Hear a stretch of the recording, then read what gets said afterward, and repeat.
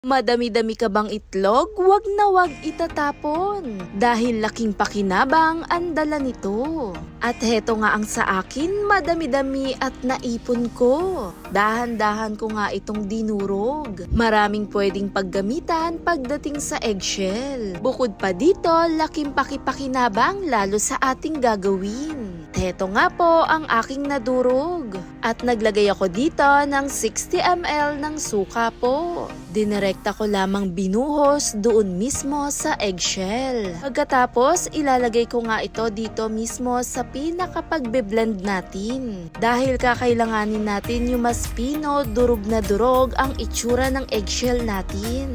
At heto na nga po ang texture at itsura niya. Kasama ng suka at yung eggshell natin, direkta ko na rin tong inilagay doon mismo sa malinis ulit na paglalagyan.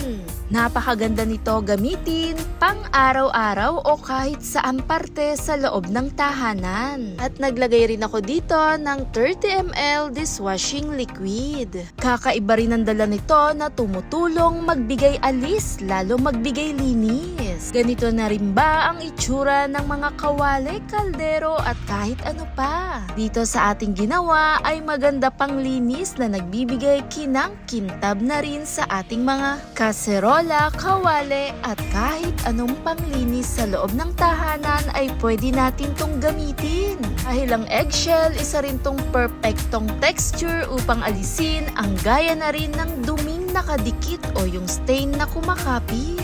Tuklin na kaldero, kawali at kahit ano pa, pangmalakasan din talaga ang tulong nito. Lalo na yung dala, kay ganda pag in-scrub lalo sa kawali. At kamangha-mangha rin talaga yung resulta, kay kinis, kintab na rin, pwedeng-pwede rin sa mga lababo.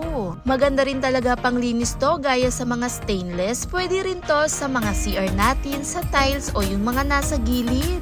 Laking tulong ang dala, all natural din dahil sa dala ng eggshell. Effective din talaga pang alis lalo sa tuwing kumakapit.